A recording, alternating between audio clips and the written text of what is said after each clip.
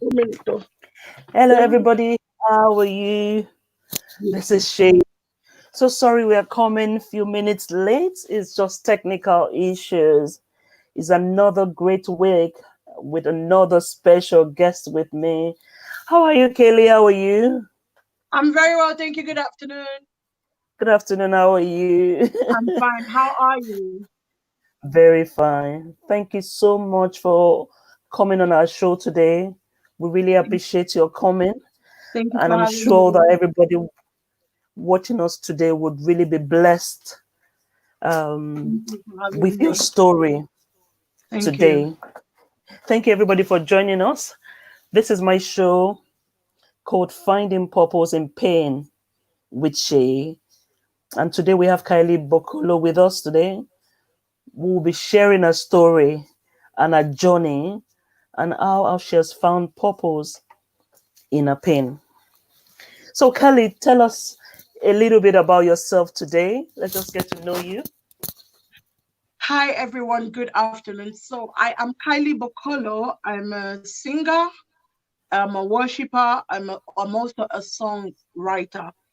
And I originally hail from Nigeria, Bayelsa to be precise, in Nigeria. And the early years of my life, I grew up in Nigeria, but I've lived in the UK for about 20 years now. So this is me. Really nice meeting you. So Nice to going meet you straight, too. for those that are watching us, you can watch us also on YouTube. Please like our page and share as we start our broadcast now. So I know there's a little of story about you, and we'll be going into that now. For Yeah. everybody watching us, please sit down and just listen to Kylie's story. So Kylie, you've got your childhood is quite interesting. Could you give us a little bit about your background before we go into your story? So in 2007, I actually know 2000 and no, not 2000, what? 1996. I was living with my grandma, so I moved from my grandma to Enugu State, where my parent lived. Or actually, let me start from the top. So I come from a polygamous family. My father and my mother separated at the time I was 9 months old, so I didn't really grow up with my parents. As my dad took us from my mom and left us with my grandma, so we were being passed around from one family to the other. But in 2000, in 1997, 1996, I moved back to Enugu from my grandmother's. From Enugu to in 2000. Why do I keep saying 2007? No, in 1999, 96, an ordeal happened to me. So I was gang raped by Don't start someone with I that know. story. Don't start with that story. Yeah, I Just was tell gang us raped. about the family setting here before we go into the story. Yeah. Okay. Yeah, so I grew up with my stepmom. Oh my gosh. I hope my sisters will understand. This is my story anyway, and this is my truth. I grew up with my stepmom. I wouldn't see her as the best. Um, Living with my stepmom wasn't the best experience ever because I went through a lot of neglect. And because of that neglect, obviously, what happens is the way you're treated, people around you sees how you're treated, and they end up treating you the same way that everybody treats you. So we were neglected. My dad wasn't around always because of work, so we were stuck with our stepmom, and it was that bad that food, 3 square meal was difficult for us, although there is food in the house. But anyway, we were coping. I was this young girl full of life, loud as always. And it wasn't easy. I'm quite expressive. I'm that person that, when you do something wrong to me, I would tell you I don't like what you've done. And I didn't have much reserve in terms of feelings. So I would always express to my stepmom, this is not nice. You do this to us. You don't do that to your children, blah, blah, blah. You get abused and you get hit for it. And yeah, it wasn't really, I grew up not having really, although I live with my parents, but I didn't really have like that normalcy that every young person desire or should have. That somebody who tells you, oh, don't do this is the way to go, don't do that, this is the way to go. So I would literally say I lived in my father's house, but I raised myself. Okay. So yeah. Okay. So I wanted us to ask. I wanted you to tell us that story because the background of the family we come from and the family setting does play a very important role in the That's right. building up of a child and the That's right. experiences they go through and how they cope with life. And for every parent out there that is watching, I pray that we learn one or two things from Kylie's stories today, and the impact of separation, divorce, and all that what it has on a child and their developmental stages. So, Kylie, let's go into the main story. So, what happened when you were 14? Um, okay, so due to this neglect, it gave people room to always come to the house and say, oh, I want Kylie to go and buy us a drink. I want Kylie to go down the road and get us the bread. You know, they were sending me around. And this fateful afternoon, I remember sitting at the back of my house, and another young girl came and said, oh, this person said I should call you. You get. So I was like, okay. And then I went to them. They gave me money and they gave me a bottle of Coke, Okay. 3 bottles of Coke. They told me to go and buy some drinks for them. And I went to go and get some drinks. When I went to get So the is drinks, this when I came, so Kylie, is this a family member or who sent you to get the drinks? he's not a family member. He's just someone within the Community. area, like Okay. in the community, a well-known person, but also they just their house is right behind my house. I knew them. Okay. I knew who he was. So, and he's way older than me. I wouldn't say way older than me, but he was older at the time. So, being a young person in Africa, we are raised to respect the elders. So when they call you, when they summon you, you turn up. Yeah. So And he called everybody's uncle, isn't it? everybody's uncle, everybody's auntie. That's right. Okay. That's So right. to people watching, we need to be able to differentiate who uncle is, who's auntie, so that the children will understand the relationship when we come into that. Yeah, go on, Kelly. Yeah. So I'm not related to this person at all. He's just somebody who lives in the area. And in the African community, when anybody is older than you, they are uncle or brother or auntie or sister. So Mm-hmm. this uncle summoned me to come and get him some drinks. I turned up. He gave me bottles. In Africa, you can't buy soft drinks without bottles. So you go with an empty bottle and then they exchange it with a filled bottle. So I collected the bottles, went to buy the drinks. After buying the drinks, I was asked to sit down, and I bought a few more drinks, just not just Coca-Cola. I bought like some juice and other things. So they said, oh, I should sit down, and they poured out a drink for me. And I sat there, obviously. Uncle said, sit down. I sat down. They poured out a drink for me, and I had the drink with them. And that was the last I remembered. Oh. That Go was the on. last I remembered.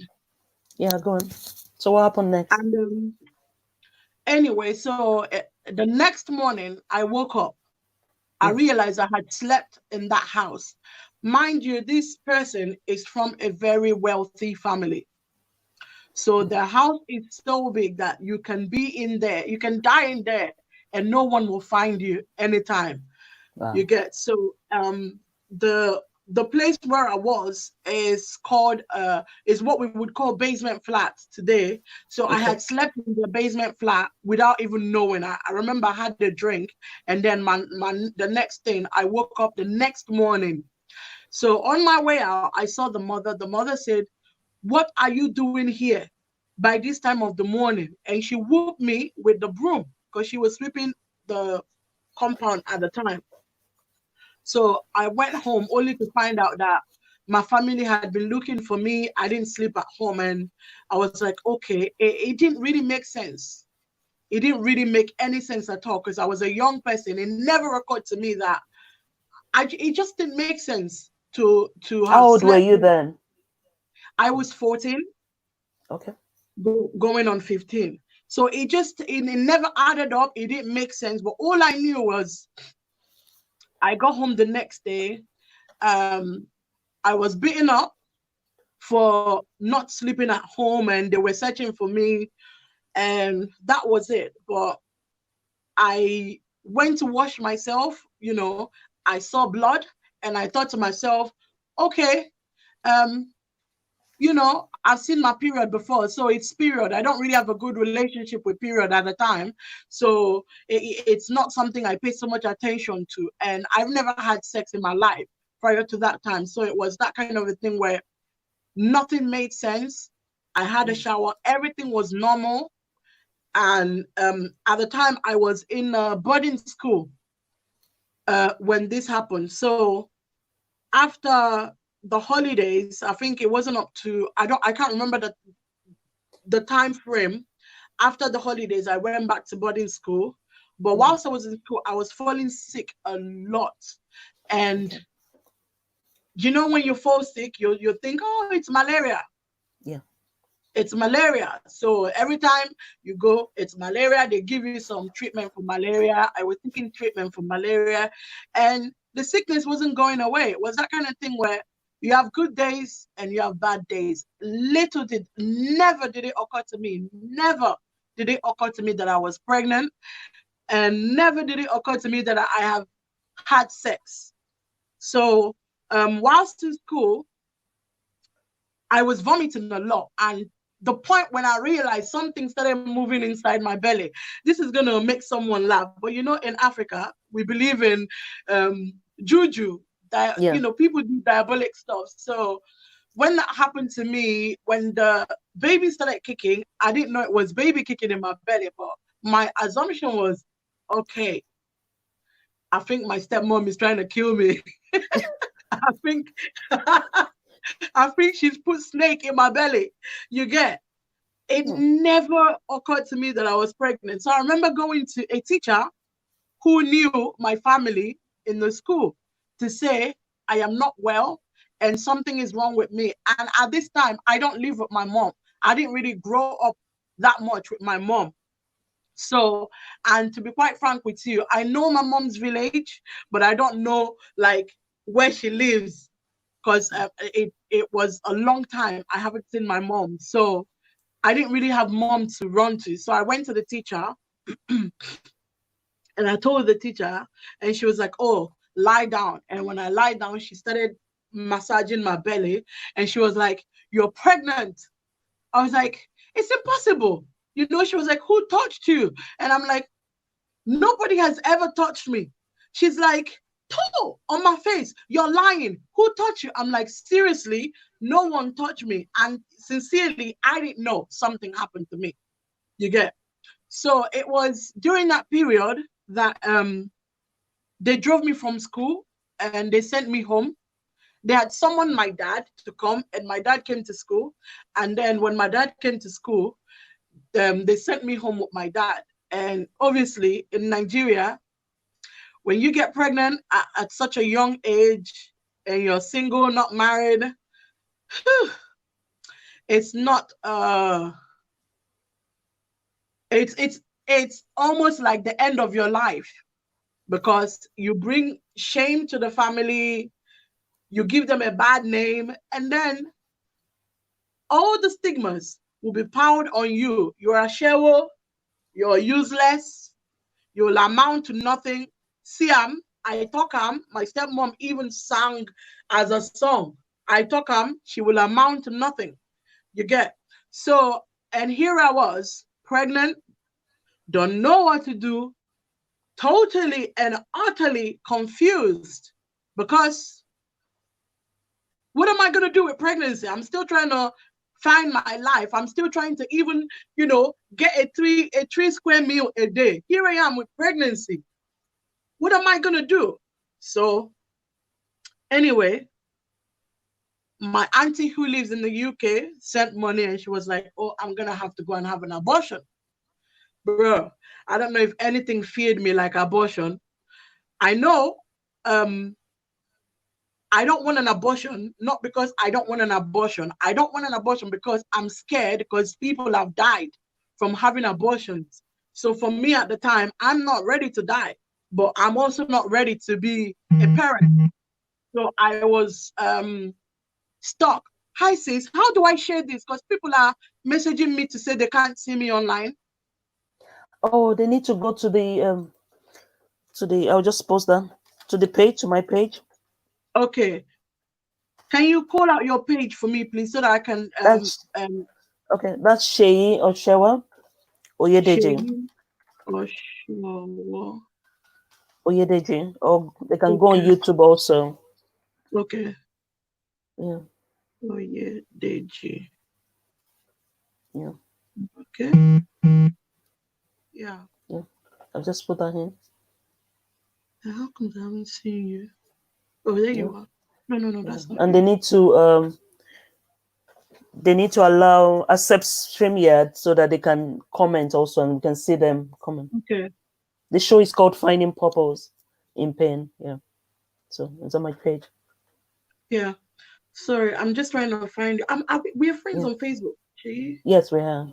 Inshallah. Hello, everybody. Thank you for joining. While we are waiting for Kylie to reach out to some of our friends on Facebook, just wanted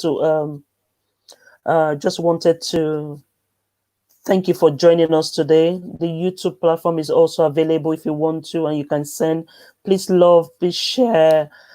We need this. Kylie's story is so touching, and it has different faces, and we have a lot to learn from today. So it is important, yeah, that we listen to her story.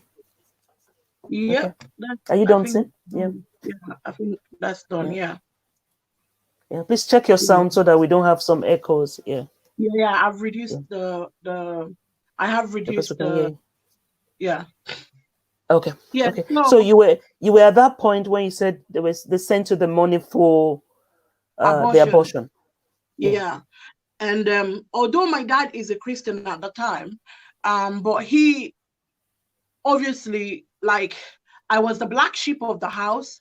I was the one who would fight in the street because obviously growing up, if you're a child who's neglected, other kids are gonna people are gonna look at you like you're nothing. People are gonna pick on you unnecessarily. You Mm, know, you will be the talk of the community. And mm, personally, I wasn't actually the most quiet child. So people did pick on me a lot. So here I am. My dad was like, she's already trouble. And then, with pregnancy now, boy, this is a bad name to us. So my dad ended up agreeing to the abortion. And I told my dad, I'm not gonna have an abortion. And when from the time I heard that my auntie had planned for me to have an abortion, I started having dreams that I went to have an abortion and I died. And I thought, maybe like thinking of it now, probably it was just because I was scared to have an abortion. mm. And I kept telling my dad, I am not going to have an abortion. My dad insisted I will have an abortion. And it got to the point where I realized that if I don't leave the house, they're going to force me to go and have an abortion. And I'm not going to die having an abortion. So I ran away from home. So before you go into that, one question that popped on my mind, and as parents, we need to listen to this. Why did you at any point tie how you got pregnant in any way, or No, felt you needed to talk to somebody if I can trace this, I think is this? Did any of those things come to your? no. The only thing I had at the back of my mind is someone's after me. Like I tied it to spiritual thing. You get, I mean, this is Africa. I tied it like I couldn't understand it. I just felt like someone's after me. It never tied to my experience of buying the drinks. It never tied to that at all. It was just someone is after me. Something is wrong somewhere, and I had no one to go to even speak to. You get, and the only person I remember was there was this old lady who she used to sell at the junction near my house, and I remember going to her for food, and sometimes ending up going home with her, and although she didn't realize at the time that I was pregnant, but it was just something that I had to go through that particular season by myself. So at some stage, my sister, who lived in Onitsha at the time, heard that I was pregnant, and she came to look for me. Get. And my brother knew where I was. My brother knew that, I slept wherever I found myself at night. Sometimes you will go to someone's house just so you can stay. Maybe when they have their lunch, they will get to give you lunch. Sorry, sis. Just give me That's a minute. fine. Take your time. I can't believe this thing still makes me cry. Oh God. Wow. Take your time. Why? I'm so sorry. No, don't be sorry. Yeah, you're brave sharing this story. It's not everybody that will come in and share their story at age 14 being gang raped and still did not have that idea to connect, to either tell somebody or understand what had just happened to you. Yeah, go on. So I had that thing of I would go and visit people I know so that if I stay there in the morning, they might give me breakfast, lunch, whenever food is available that I will eat. And sometimes I will go and steal. I would steal bread from someone's shop, food, anything I could, lay my hands on, because I did get hungry quite a lot. And when my sister came, how I knew, in fact, it was when my sister came. My sister rented a room somewhere in someone's house for me, and she paid. But at the time, she had paid for me to stay there for like a whole year until I gave birth. And my sister left. When she left, she gave me 3,000 naira. Yeah, that's about I don't even think it's up to £3. Yes. It should be around £7 now. Okay, so now, okay. Yeah. Now, yeah. So she gave me 3,000 naira. That was what she left me with. And that was all I had. And my brother would come sometimes and see me where my sister had rented for me. But that, being in that house where my sister rented for me was a complete different story, which we'll soon get to. So how we found out was that the guy who did this to me, remember, I was a new girl who had just come from another town to a new town, and I wasn't really a quiet person. So I was the girl that people in the street knew me. A lot of people knew me. Should I use the word notorious? But it wasn't for doing something bad. It was more for like, I'm loud. I sing loud. Like I'm that girl who will walk around the street. You will know I'm passing because I'll probably be belting a song down the street. I'm that girl who would participate in anything that's going on in the community. So people knew me. And where my sister got a room for me was in the same street where I grew up. So I wasn't too far. So my brother had heard in the street what the guy did to me, because he did it and they went in the street and bragged about it. Wow. So obviously, because I've been in the hiding, I didn't hear, but my brother heard. When my brother heard, my brother beckoned on my dad for us to go to the guy's house to go and see him. They were very rich. They were very, very, very rich people and very popular. And I think my dad was scared. My dad didn't want to engage. He was scared that he doesn't have the money to match up to them or meet up to them. Somehow, with an adult eye now, I would say my dad was scared to approach them. So it was my brother who eventually took me to them. And when my brother took me to his family, the guy instantly denied that he's ever met me, blah, blah, blah. And the mother was there and I was crying. I'm like, you saw me that morning. You saw me that morning. And that's when the whole story started making sense, because my brother had the whole story, how they had drugged me, what they did to me. Literally, they put it out in the street for people to hear, like, okay, these are boys, so this is what we did, you know. So How many were they killing? 3 of them. 3 of them. Okay. Okay. Actually, there were 4 of them. 3 of them um were the ones that touched me. One of them didn't. One of them just watched. Okay. Okay.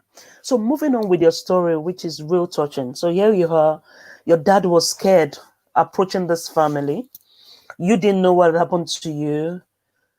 Your story was on the street. Even if you had sex with somebody, you still don't want it on the street. No, So no. here is people bragging about what they've done, which on its own Yeah. has its own input.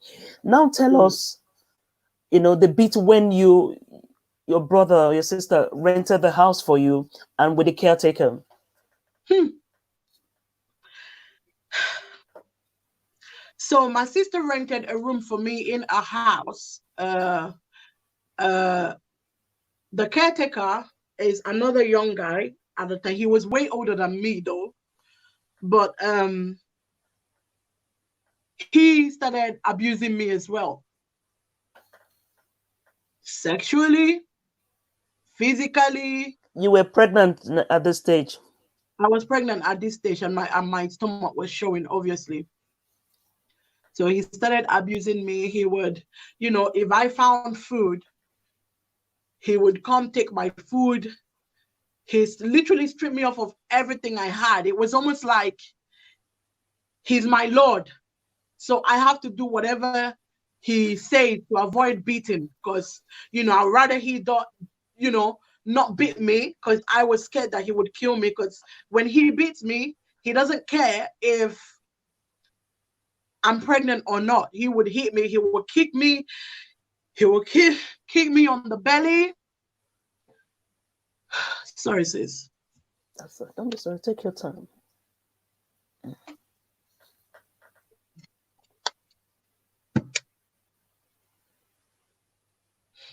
Yeah, he beat me like I'm not human, really. Abused me with words. And when people gave me gifts or gave me stuff or gave me food, he never let me keep anything. And it wasn't once, it wasn't twice, it wasn't 3 times. It became like I was at his disposal every day. He can come in and do whatever he feels, deem or he feels fit to do. Yeah. Wow. Mm. I don't know if, for as many that you're watching, it's so important, and I wanted to put this out here. I know for one reason or the other, there's separation in family. But it's so important as parents that we should know the impact of what this has on children. It has negative. Here is A my lot, guest today. She was a gang lot. raped. She couldn't even voice out what she's gone through. Mhm. A sister got another place from for her, and the caretaker was also abusing her, beating her, using words. It wasn't her fault. She was 14. And I know a lot of people, because we want to get back to our siblings, we want to get back to our spouse, we want to get back to other people, we take it out on the children. If you are watching me today, especially for those of us in the UK now, and you deny the father or the mother for seeing the children, there's so much pain on the children. There's so much negativity that you cannot imagine the children are going through. So, Kai, back to you. I was just saying that to give you some more Yeah. time. So, Yeah. tell us in the process how you gave birth and all that before we go into some of the questions. So whilst living with this guy, it was hell. Um the day that I gave birth, it was on a rainy day. And I remember he had asked me to go and get cigarettes. In Africa, you know, you can buy cigarettes like in pieces out of the packet. So he asked me to go and get cigarette. I went to go and get cigarette. I remember that night very well. And it was raining, obviously. And the people who sold me the cigarette had put it in a small wrap. I was meant to protect this cigarette. Although when I got to the place, there was a lot of people there because it was raining. People took shade in there. So before it got to me, it took some time before they served me. And when they served me, it was raining a lot. And it was not just raining. There was thunder, there was lightning. I didn't want to go out, you know, in that kind of rain. For some of us who are from Africa, you know how the rain is in Africa. You know, I had between getting home to this guy on time or, you know, losing the cigarette. And unfortunately, I had to, you know, I didn't want to get beat. So I had to rush to go. And on the way, the cigarette got wet. And by the time I had got to the gate of the house, the guy kicked me so bad. Like, he kicked me so bad that I even thought that was it. I'm going to die that day. And I remember falling to the ground, and he had shut the gate. He had shut the gate on me, and the gate had this, I don't remember what they call it. It's like a wire, but it's electric wire. Okay.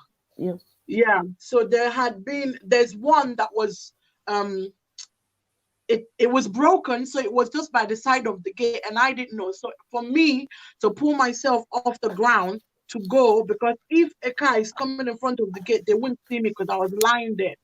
And by the time I got there, I got electrocuted in front of the gate. So I slumped to the ground.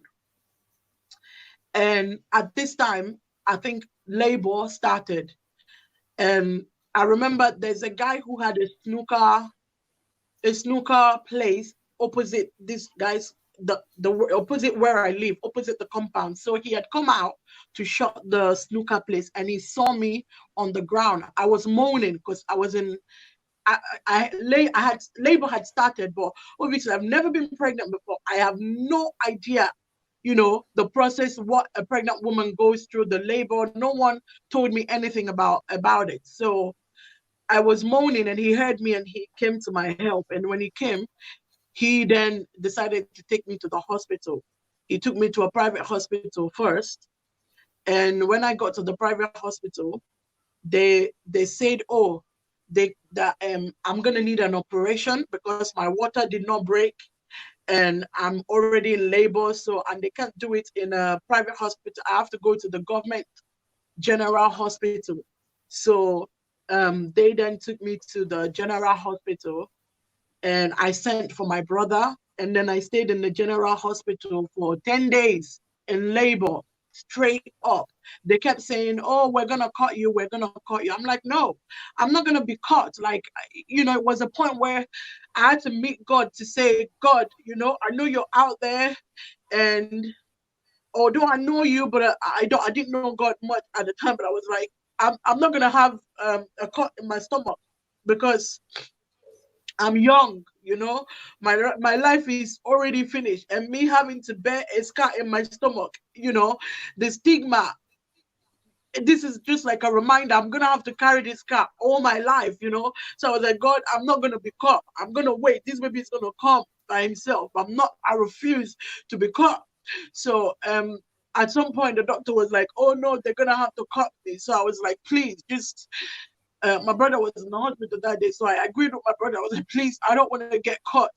Don't let them cut, because my brother have to sign for me to be caught. So I told my brother that I don't want to be caught. Please don't sign. Just give me tomorrow. That if the baby doesn't come tomorrow, I'm gonna then have the operation. So I talked to God anyway, just like anybody who's desperate. Like, I don't want to get caught. Let this baby come, because I was starting to get really weak, and because they said I was gonna get caught, they wouldn't let me eat. They wouldn't let me drink water. They wouldn't let me have anything. So there, here I am. I'm so desperate for something to drink or eat, but they wouldn't let me eat or drink anything. The next morning, I felt like I needed to poop. So I went to the toilet to poop, and here is my baby coming. It wasn't poop, it was my baby coming. So I started screaming in the toilet, saying to the nurse, "Nurse, the baby is coming. I can see the baby's head." You know, our African people, they were like, ignoring me. Obviously, here is this child who's useless, comes in with pregnancy, and then you're coming to come and, give birth in the toilet. And I kept screaming, "The baby's coming, the baby's coming." The lady was like, ignoring me. So I was like, "The baby's coming in the toilet, So I started trying to get up so that the baby won't fall in the toilet. And then I opened the toilet door. That's when the lady saw that the baby was coming.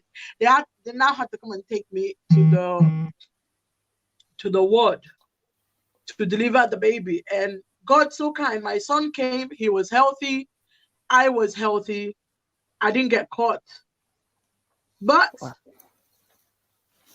after that stage, it was good. But then after 2 days later, I became angry. I'm so sorry. Don't be sorry. Take your time. For everyone watching, you would agree with me that no child needs to go through all this. We have all responsibility as adults, as parents, to take care of our children. It might not be sexual, how about verbal? All those things matter. The life counts. You must say no to rape. You must say no to any form of abuse. The child that the Lord has given you is a gift. The child around you in church, at home, wherever it is a gift to you. Manage that gift. Don't play with it. They're precious to us. Yeah. So I became angry, very, very angry, because I didn't understand why God would let such a thing happen to me. And it was then that it sank in, because here I am with a child, you know. I don't have a mother to nurse me. And how am I even gonna start looking after a child? That was like the biggest thing. And I took the anger of my child. Initially, it was a love-hate situation where I would feel sorry for him. I would still breastfeed him because that's all I have. I don't have money. Oh, I'm so sorry. I'm crying, guys. Don't be sorry. You're so strong. I don't have money to look after this child. And I wanted to go to school. And I'm angry with this child who hasn't done anything to me. So, but I would still breastfeed the child. But it was a thing where after breastfeeding the child, I keep the child. I don't really want nothing to do with the child. It's like my life was ruined. My life is gone. You know, I'm this rejected child and I'm this neglected child. And here I am with another child who is also being rejected even from the womb. You get. So I lost hope anyway. I stayed in the hospital for 2 months because I couldn't afford to pay the bills. My dad won't come to the hospital. I don't know where my mom is, so I wouldn't even be able to reach out to my mom. I had no one except my brother.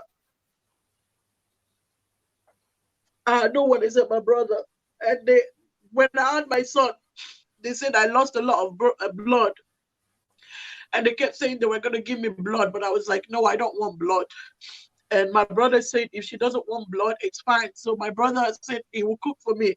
So my brother started bringing a lot of iron-rich food, which I ate. And after 2 months, they told me that the iron is like my blood level has become better. And people who used to come and in the hospital to look at me and my child like I'm a freak. You know, people, oh, there's a 14-year-old that had a baby. My work became popular because people will come. You know, they will come and see. Even, you know how Africa is. You know, people look at you like you're a movie to be watched. You know, because it's like, here is a child that had a child. You know. Anyway, eventually someone came and helped with bringing me some clothes for the baby, some food for the baby, and my brother was able to raise some money to get me out of the hospital. And I remember going back home that day, and my stepmom wouldn't let me come into the house with the baby, and I waited till evening for my dad to come home. So, and my dad was like, they weren't gonna let me in the house. I was like, okay, they should take the baby and let me go. You get, because here I am with the baby. I'm not gonna sleep outside in the dark with the child, you know. So I was like, they should let me go. So my brother started fighting, and my brother like brought me in the house. That's how I managed to stay in my house from then. Oh, good. Wow. Wow. There's so much pain you've been through, Kelly. And ever since I heard your story, I knew people need to hear your story. There's so much in there, you know, and we're still going to go into that and how you've turned all that. My question is, so how did you leave before we go into your son? How did you leave Nigeria and all that period before we go into talk about your son? Um, so in 1998, at the time my son was 2 going on 3, my auntie, the one that had sent money for me to um have an abortion, she sent for me. She wanted me to come and help her look after her kids. And that's how I came. Anyway, I left. I eventually left Nigeria when my son was 3, and my auntie brought me. But that's another story completely. Tell us a Mm. bit about that. Just a bit. Um, when my auntie brought me, you know, I don't know, for some of you who are from Africa, there is this thing about having a maid in the house, and the maid has to do everything for the house. So I was working for my auntie as a maid, and she had promised that, you know, when you do 2 years with me, I'm gonna send you off to school, blah blah blah blah. Through my staying, there was a lot of verbal abuse, there was a lot of starving, there was a lot of physical abuse. I think with my auntie, what got me most is not even the beating. It was more of the verbal abuse, because those words would stay. Those words were the words that I went to bed at night with. Those words were the words that I wake up with, and those words were words that became my everyday battle, because they stayed put. So, and it just reminded me of how unwanted and how imperfect my life is, you know. And eventually, I think something happened. It's not something that I'm going to put on Facebook, Yeah, but that's fine. something happened that warranted me to leave my auntie's house. And at the time when I left my auntie's house, I became homeless. And obviously, because the people that knew me were the people that she's affiliated with, or the people I know were people that she's affiliated with. And because of how she is, no one would take me in. So I ended up doing a round on the bus. If you live in London, there is a bus 36 that goes from New Cross um, to Victoria and back. And I used to do like follow the night 36 back and forth. But when it gets to the garage, they change driver. I get on the same bus, you know. So I was doing cross country just to have a night. Eventually, a friend of mine, a Sierra Leonean friend of mine at college at the time, she took me to stay with one of their family members who when I went there, I also went through another sexual abuse. And after that, I was like, no, I'm not gonna stay there because I didn't want to go through that anymore. So, and when I told her about what happened, she didn't seem surprised that it happened to me, but she was like, at this point, there's nothing I can do. So I was homeless for some time, and the church that I started going at the time, they weren't helpful. I'm not going to go into that because I don't want to speak anything about church today. They weren't very helpful, but um, eventually someone helped me with settling. I don't want to speak about that on Facebook. Yeah, that's fine. That's fine. Yeah, okay. Okay. Now let's go to, because I was curious, and I know a lot of people are at the moment. How old is your son now?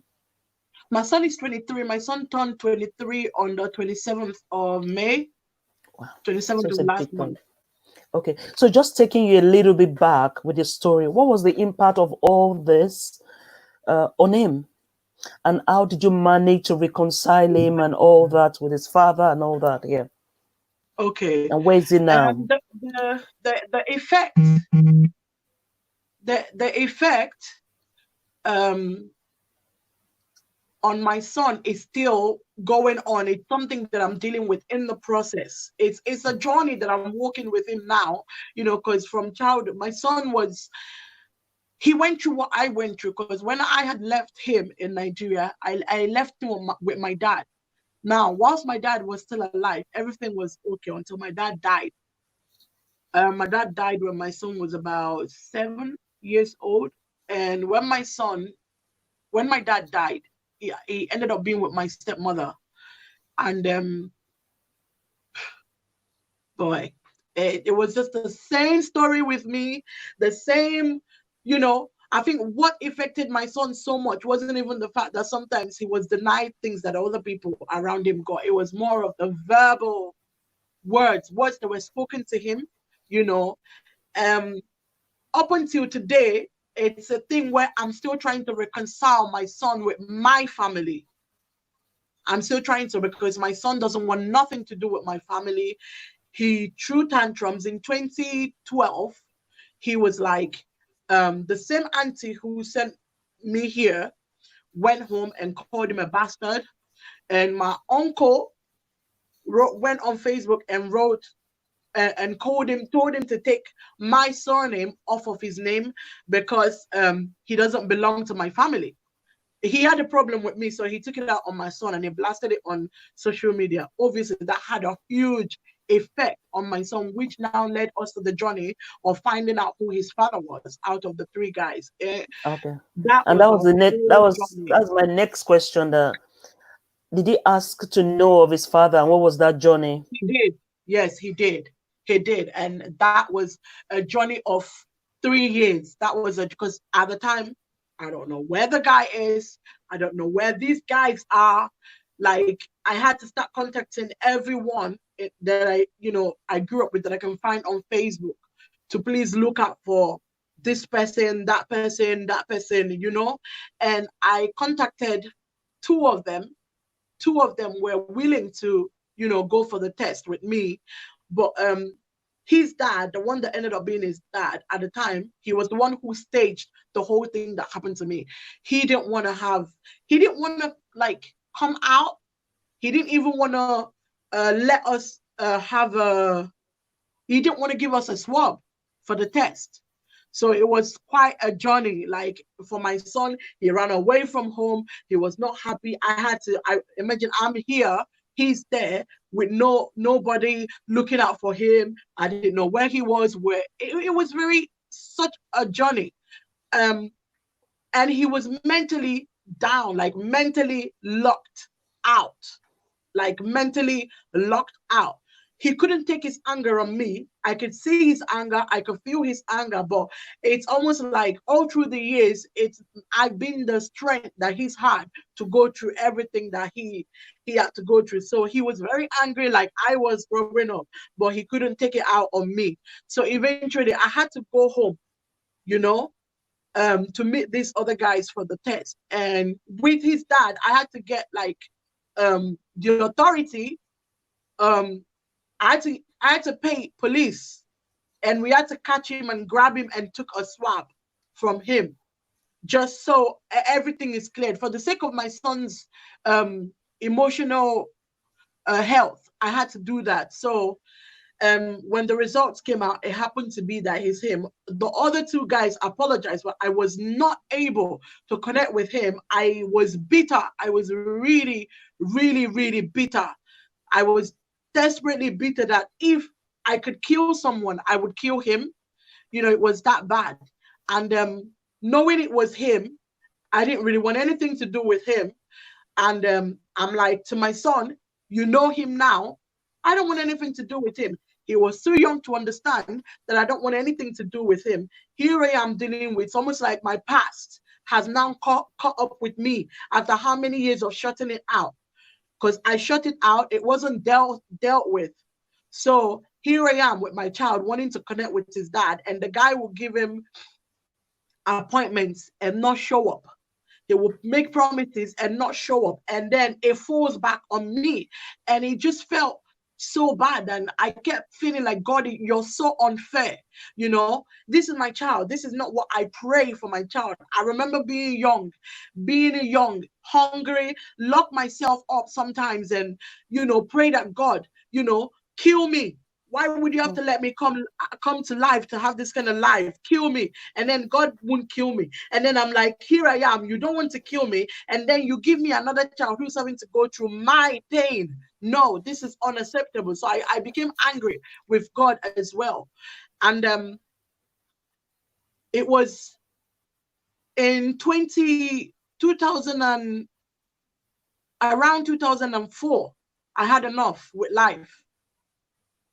I had enough with life, and I made a decision. I'm going to take my own life. Like, I've had enough. Tell us about that journey. So in 2004, I got to the stage where it's like, okay, God, I'm going to kill myself. If you don't want to kill me, I'm going to kill myself. But the church that I was going to at the time kept, keeping me at bay. I would speak to people. They kept me floating up until down to 2012. Remember, suicidal thoughts. They're like, once you think them, if you feel it, it will breathe. So it breathed from 24 to 2012. And 2012 was the height of my depression, the height. I know I didn't like how I was feeling, and I know I don't want to feel that way, but the pain won't go away. And it felt like at every stage of my life at the time, it was full of pain. It was full of agony. There was nothing happy. In fact, when those days when I look back, I never really had a happy memory of my life. And I was also somebody who is living an isolated life because I didn't want to let people into my life because I'm scared of being hurt. I'm scared of being taken advantage of, So in 2012, that was when, after I came back from Nigeria, and it was almost like I went into complete, I don't want nothing to do with anybody. It was me, myself. I stopped going to the church that I was going. I stopped talking to people. And I remember sitting in my room at the time at the hostel where I was living. And I said, I'm going to kill myself. And I started thinking of how I'm going to kill myself. I don't want to cut myself because I don't want to feel the pain, but I want an easy way out. So the only thing I thought was drug overdose. So, and the only drug that came to mind at the time was tetracycline. And I remember that I had seen tetracycline in a shop in Peckham, in an African shop in Peckham. So I went and bought, I think it was 36 in number, sachets of, not sachet, they come in a box. So I started opening them into a can of Coke. And when I finished opening them into the can of Coke, I drank it. And I laid down thinking that when I fall asleep, I'm not going to wake up. And I think about 2 hours, I became like I was in pain, a lot of pain. Like my stomach felt like somebody had tied my intestine and they're pulling it both ways. It was just hard. It was painful, like painful. It was so painful. And at the time when I did this, I had locked up my door. I lived in a hostel, which was like a bed sit. I had locked up my door so that nobody will find me, because I had made up my mind to die. Like, I need to die now. But whilst I was in pain, so much pain, it's like I kept feeling like I'm gonna fade away, or my life is fading out of me. And an image of my son started flashing, and I was crying like in tears. Luckily, not actually, not luckily, God being so kind, the building that I lived at is 10th floor. I was on number one floor. Someone on the 10th floor said their iron stopped working. They were ironing their work clothes. The iron stopped working. And he started thinking who to go and ask for iron. And he said the first person that came to mind was me, to come and ask for iron. And when he came, my door was open. Remember, I had locked my door. I had locked my door completely. My door was open, and he came in and he saw me on the floor, and I was vomiting. And he then called the ambulance. And when the ambulance came, they saw the medication. But I kept hearing, oh, they're gonna have to rush me to the hospital. They were taking me to the hospital because I was in so much pain. They gave me, I don't remember what it's called, but it's like a mask that helps you to breathe in some, I don't know if it's oxygen, but it helps to ease the pain. And whilst I was inside the ambulance, and my son's image started coming to me again, I was like, that was when I realized, oh, I don't want to die. So I was like, God, please, I pray that you help me not to die today, because,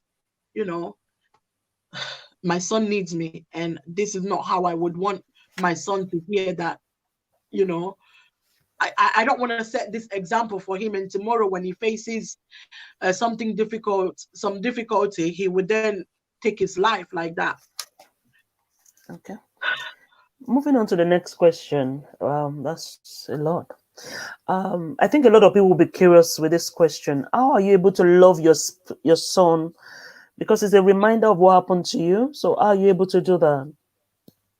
Well, I think after dealing with the anger issue that I had, the older I grew, the most time I spent with him. At some point in my life as well, when after I had him, I left hospital, I came home and everything, and he started growing. By the time he was 1, he was the only picture of love that I have. Put it that way. He was the only picture, like he was the only thing. I'm gonna call him thing, even though he's not a thing, but he was the only thing in my life that had love, that was pure, that was real, that was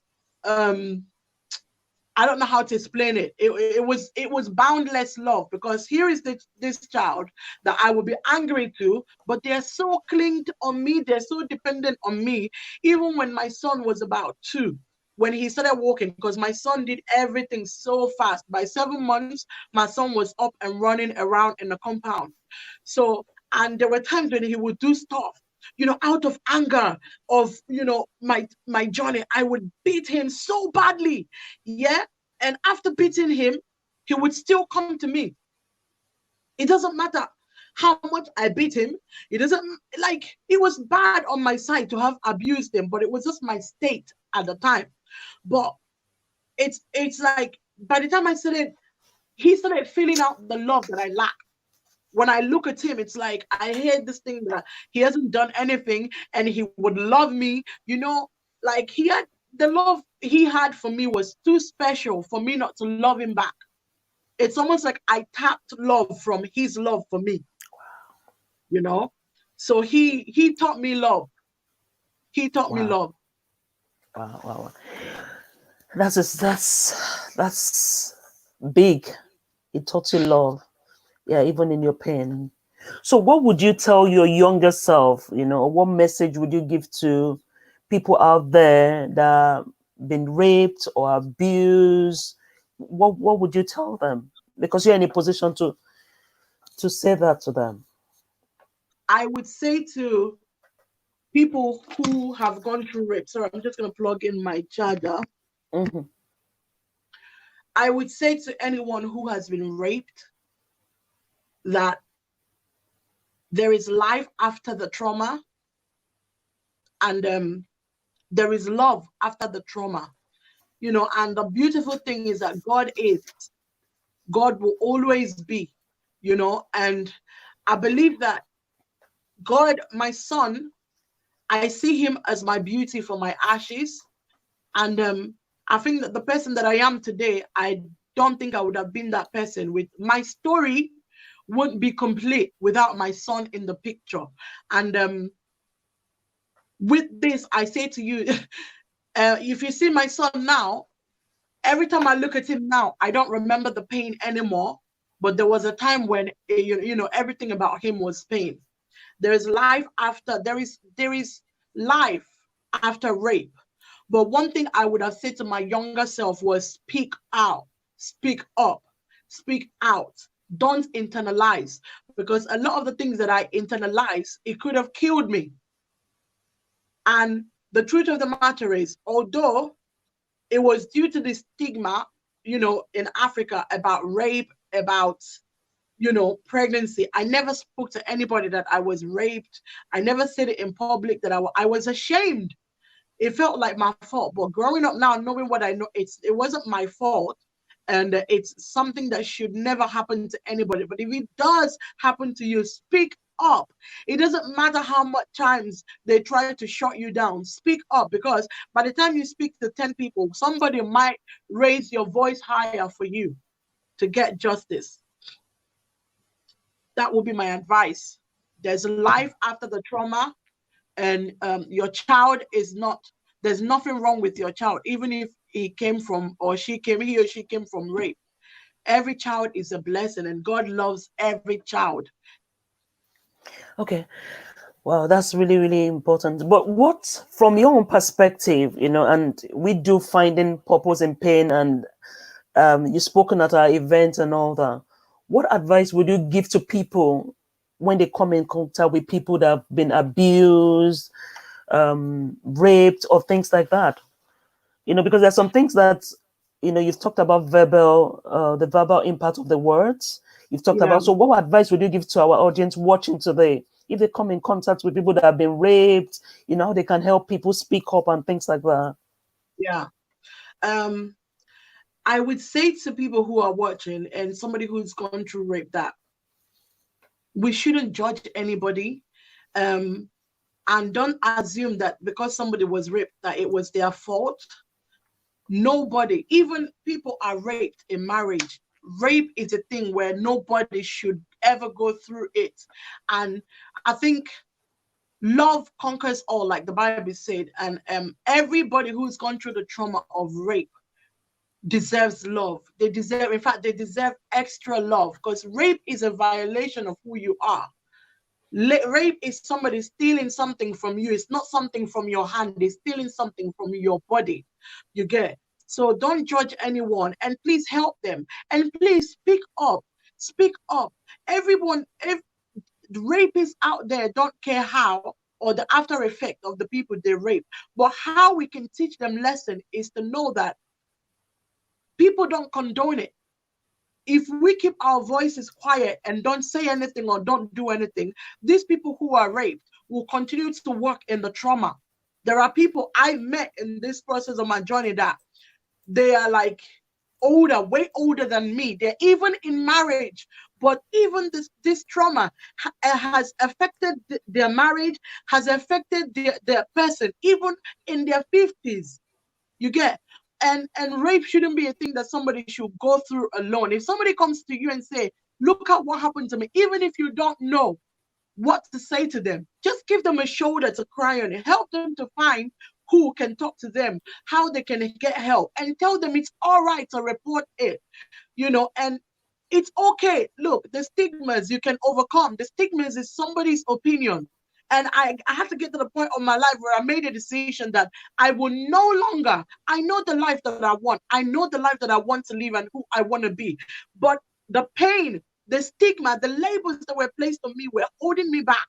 But I had to get to the point where I had to look in the mirror and say, this is who I want to be. How do I go about getting this, getting help? And I had to speak up. I had to start talking about it, and I had to get help. And I had to tell myself, convince myself that I am not going to live under anybody's label or under anybody's stigma, because it is things that are placed on me, but it is not who I am. It doesn't That's it. matter what your thought of me. It's who I am that matters. Wow, that's a very, very lovely message. I'm just going to quickly show some questions here so you can read it. Just bear with me.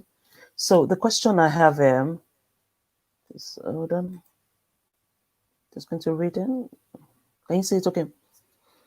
So love answer, this is by Rasaki Abiodun. Above all, keep loving one another earnestly, since love covers multitude of sin. Then Rudolph said, just I think it's a bit slow. Feel so sad about your experience. My question is, what happened to these three guys? No prosecution. I think even they are forgiven, but should go to jail. What's your thought on that? Well, by the time that I reconnected with these guys, when the two guys apologized to me, I was just at the place where it was already too much for me, and I didn't want nothing to do. I let them go. I wouldn't say at that stage I forgave them, but I let it go because I didn't want to go into dig into it and seek justice. And it's also me having to immerse myself back into something, into a place that I want to come out from. Now, to be quite frank with you, I do desire they get their justice, but the thing is that when I saw them, including my son's father, they have already received their justice from God. So there wasn't any good going to take them to jail. No, everybody, when people do that, they deserve justice. But because of the the space and time of what happened to me, I was already on the process of, I don't want to be digging into this debt again. I just need to focus and get my son's well and get myself well. So I forgave them. And when they pleaded that they were sorry, they were young, it really did open my heart up to just like let it go with them. But when I can tell you that when I saw them, God has already given them justice on my Wow, behalf. wow, wow. I'm reading this by John. It says, thank you for sharing your experience. You are an amazing woman who has been through many trials and tribulation. I pray that the Most High will continue to keep you grounded. Wow, Amen. that's Amen. amen, amen to that. Odara says, I think it's a bit story. Our circumstances does not define us. Thank That's you for right. sharing. That's right. Sharing. Yeah. And I just want to say this to somebody out there. At Finding Purpose and Restored by Grace, we work with widows, single parents, and widowers. And I remember somebody when they heard your story at our event last year, and he Yeah. said, whenever I hear about single parent, I just assume that it's by choice or maybe problem with marriages and all that. But when I heard your story, it gave me a different perspective about single parenthood. And like I tell a lot of people get into single parenthood by different stories. You cannot Yeah. afford to judge Yeah. anybody. Some That's people right. get into it through widowhood. Some people get into it through rape, into by choice. But the most important thing, like I used to say, nobody is allowed to allow these children Mm-mm. bear the pain of coming Mm-mm. into the world that they didn't ask for. They're not Mm. treated well. The the effect on it, you cannot overemphasize it. So it is our responsibility as parents when we decide to bring children into the world, when we've gone through all circumstances, whether good or bad, make a decision. It's intentional. I was coaching Mm. somebody on the other day, and I said, growth is intentional.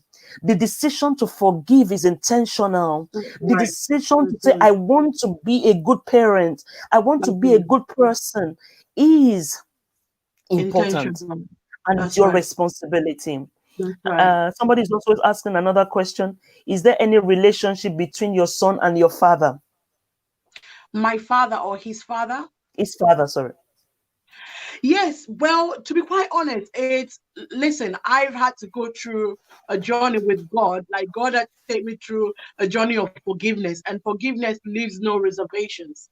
I've had to forgive his father deliberately, like Sister Seyi said, be intentional. I've had to go through being intentional with forgiveness towards him. It's not even because God was dealing with me personally in the area of forgiveness. I had to also include him in that journey. For I reached out to him, I spoke to him, and I told him point blank, I forgive you, but all I ask for you now is you know that you have not been in the picture for so long. We're not asking you for money now. We're not asking you for anything. You have messed up in so many areas. This is your opportunity now to build back that. Don't keep him feeling like he's rejected by his father. You need to fill out that gap, and I keep praying for the two of them. I led him to Christ because he, at the time when I reached out to him, he had already become remorseful, and he was able to say he was sorry. And I've tried to, and I'm trying to, because my son wants nothing to do with him. But we're still working on that journey of building. Yes, they have a relationship. It's not where I desire for it to be, because I feel like that relationship brings a change in his own life as well. So it's a job that we're run, or a journey that we're on at the moment. Yeah, but they do interact. He reaches out to him from time to time, and I made it clear that, listen, I don't care what circumstances that surrounds your birth. He is your father. You didn't choose him. It just happened. But the Bible says, children have to honor their parents. I'm your parent, you honor me, and I expect that you honor him equally as much as you honor me. So I'm also trying to teach my son about forgiveness and total forgiveness. Yeah, So yes, they do have a relationship. and I agree with her, because forgiveness is so important, because you heal yourself. Lack of forgiveness to others can bring about a lot of things about yourself. Before we go into the place of purpose and what you are doing now, because I know you are doing some great things now, there's a question here. How can our society fix those that rape? I think rapists.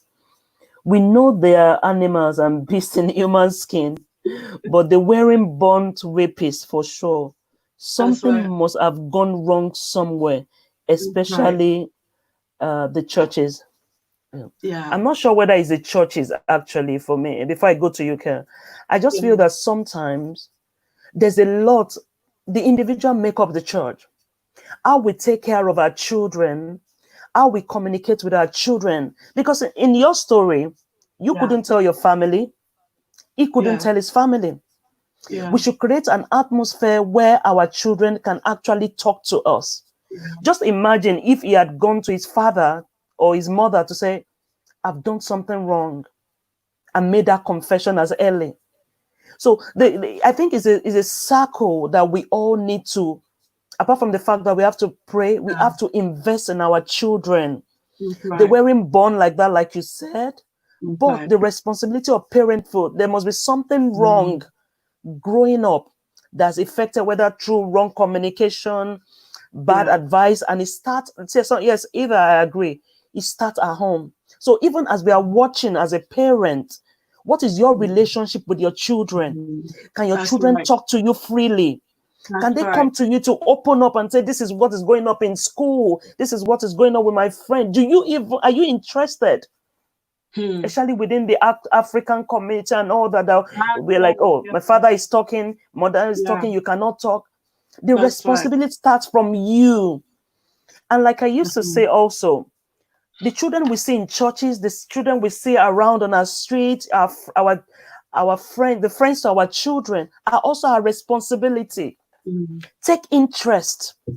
Mm. Take interest and seek to bring the good out of the children that Mm. comes around us. What do you have to say to Mm. that, Kelly?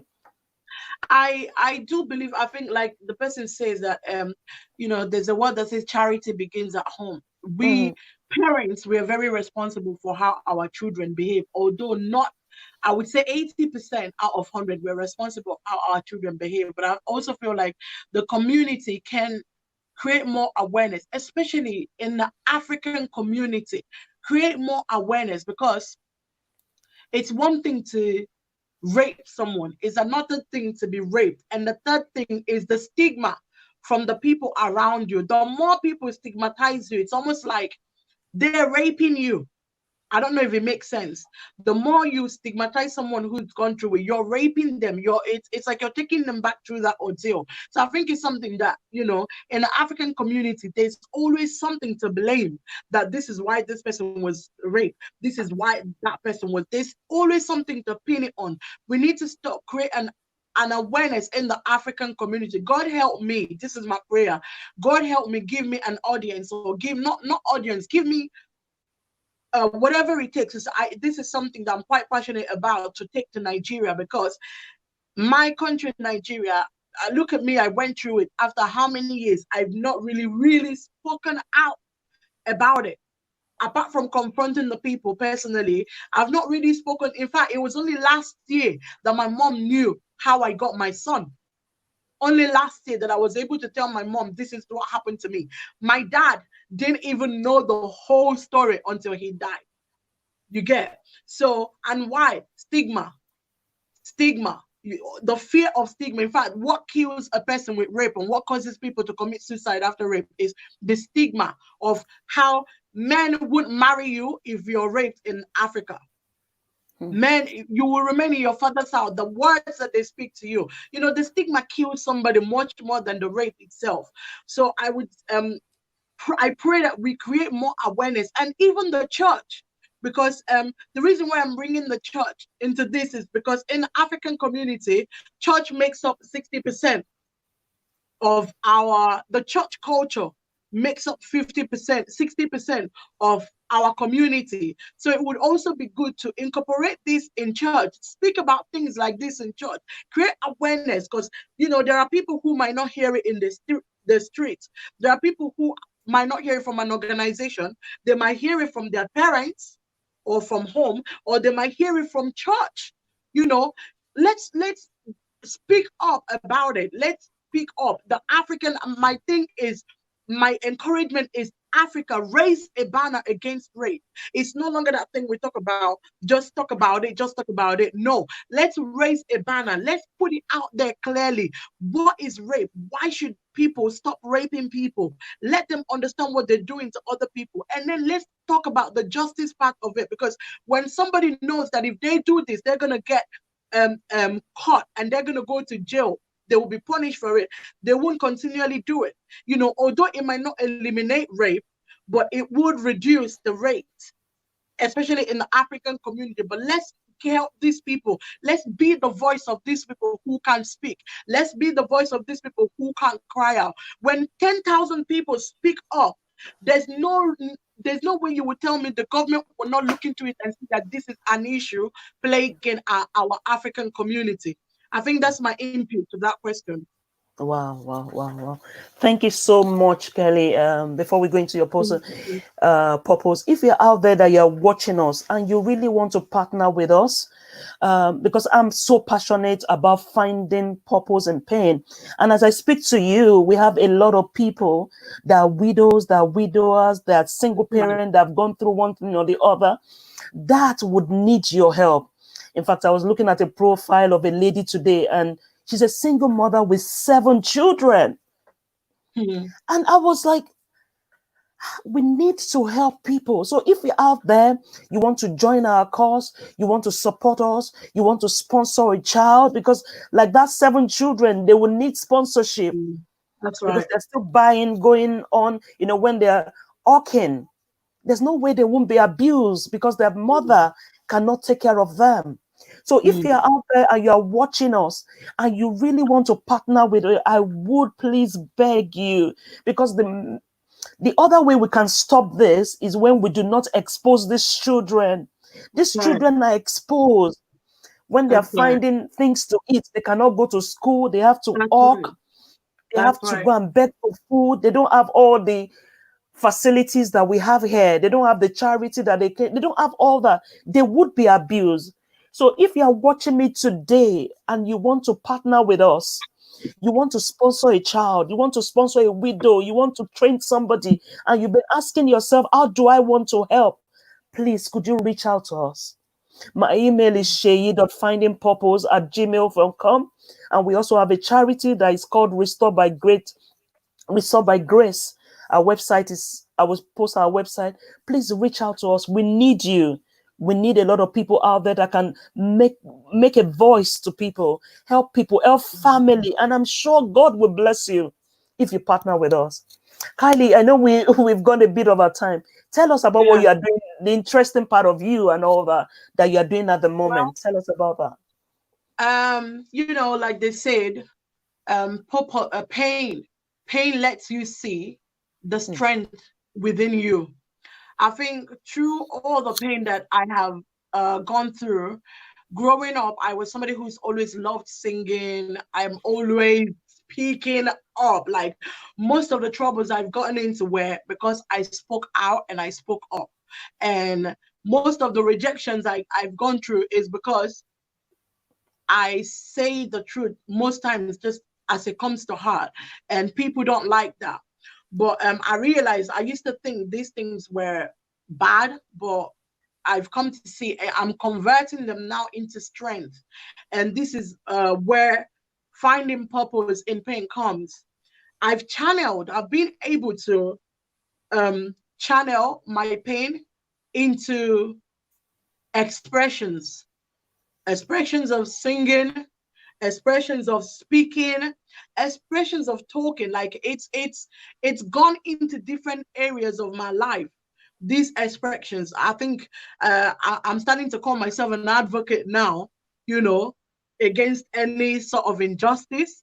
And with the music thing, it's like almost like it helped me through times when I went through depression, and it's now becoming my expression of love to God, my expression of love to pouring out God's love over the earth. You know, um, I'm working on. It's not ready yet, but I'm working on other stuff as well that eventually you will see it if it's ready.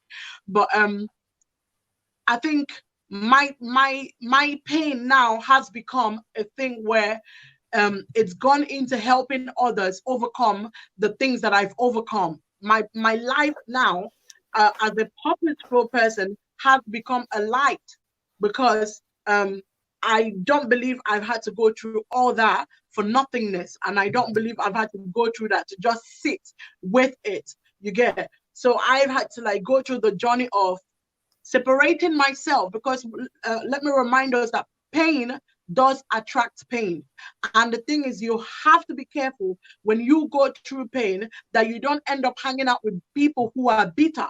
Because when you hang out with people who are bitter, you put yourself in bondage. And when you put yourself in bondage, there's no way of coming out. Because what you do with each other is you constantly affirm each other with the pain. But what you do, you sit with the pain, and then you keep having constant pity party, constant pity party. But I had to get to the stage of telling myself, I want somebody to hear the story. It took a long time for me to even come up to talk about these things that I've talked about, even to talk about it on social media, even tell friends who were around me. There's a friend I had who just found out about my story only last year, and we've been friends for 17 years. You get? But what it is doing for me after separating myself from the people who are pain minded is I started desiring to meet people who are going somewhere, people who are doing things with their life. And I saw,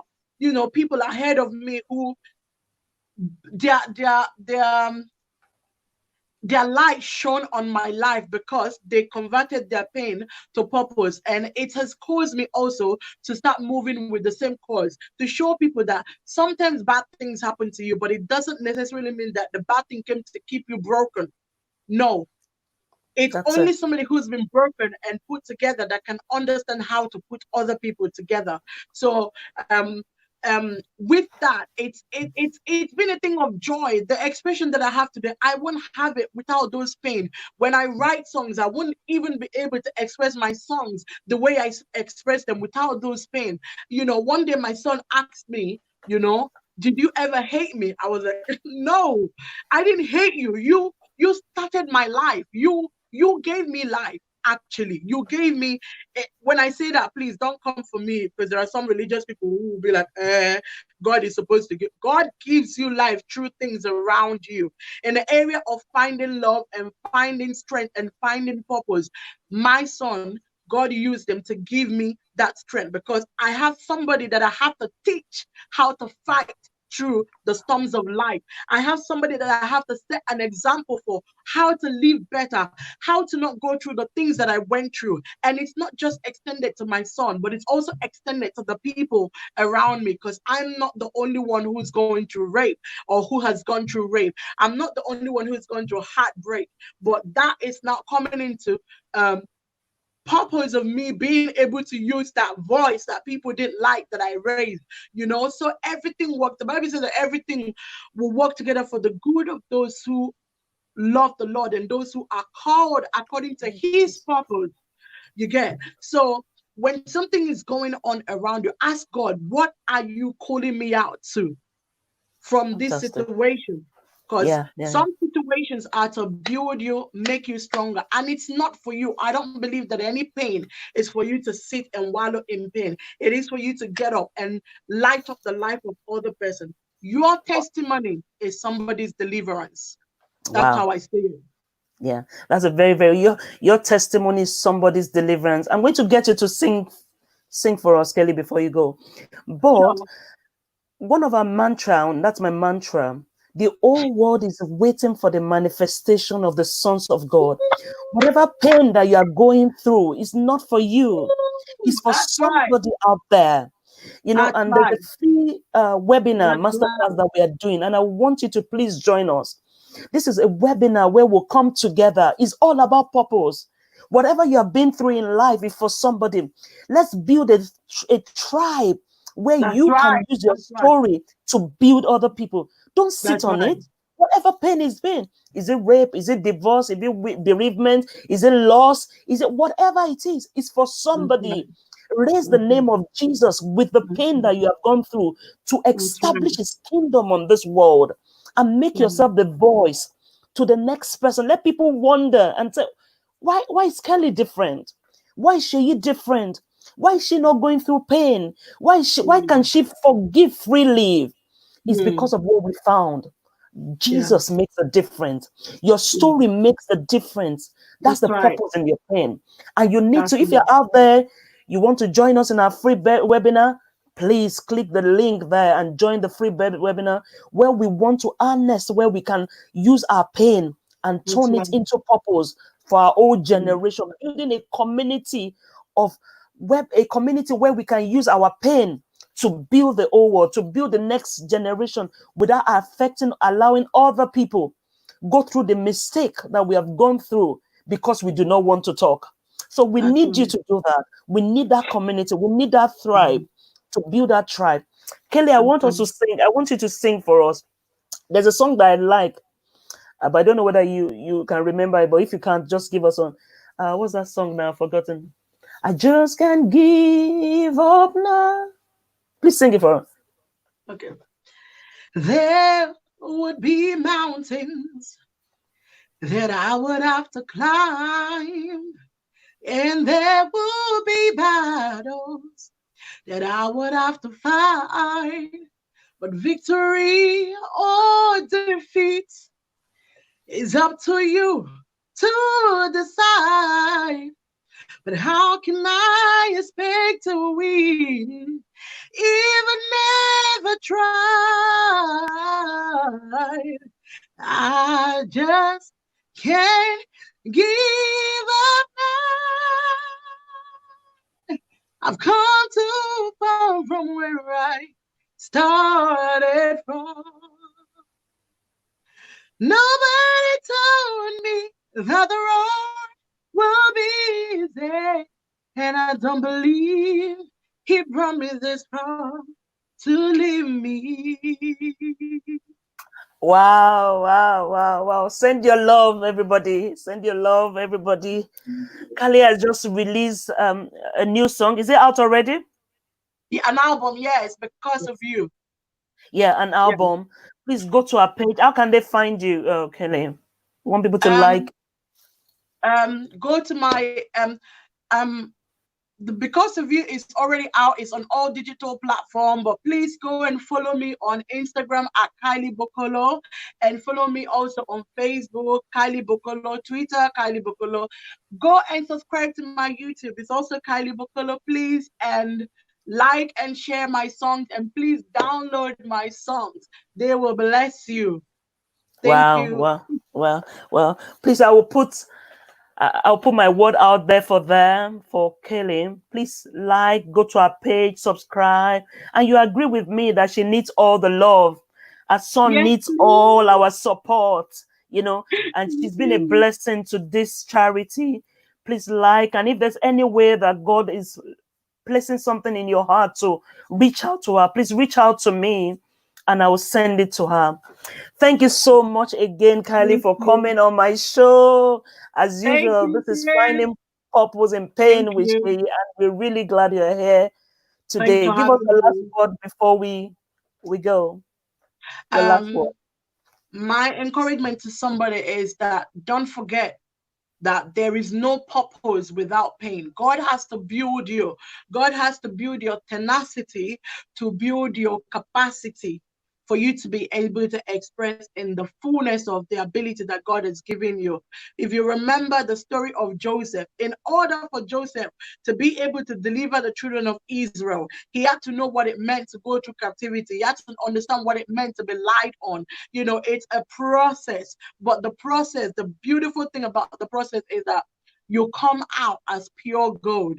Gold has to go through the fire to be refined. So I would see every situation as a way of God refining you. So please don't give in and don't give up in the middle of your refinery season. Don't give up in the process. You have to don't evade the process. The thing that I'll encourage you to make it easier for you is when you find yourself in a battle, ask God, what are you doing in this season? What are you saying about where I am right now? Which way to, because it will make the journey easier for you. But there is no purpose without pain. Wow, That wow, would wow. be my Tweet last that, word. everybody. There is no purpose without pain. There's no purpose without pain. And it's not brought you this far to leave you. It's That's there with right. you only if you call upon him and ask for help. Thank you, everyone, for joining today. Everybody's sending all their love. Thank Ariola you. says, Thank thank you. you. Well done. You are such Thank a you. God brave bless lady. you. Thank you, Thank Kelly, for you. sharing your story. Thank you, man. Thank And you for having I'm me. sure everybody will agree with me that this session has really been a great time today. Thank you. Till we meet again, we meet twice every month. So the next one will be the upper week. So join us, like our page, Thank follow us, you. and reach out to us. Thank you, Thank everybody. you. Until we meet again, thank you so much. Thank you. Thank you, Thank you. Kali. God Thank bless you. you. Thank you. Bye. Bye, everyone. Bye. Mm.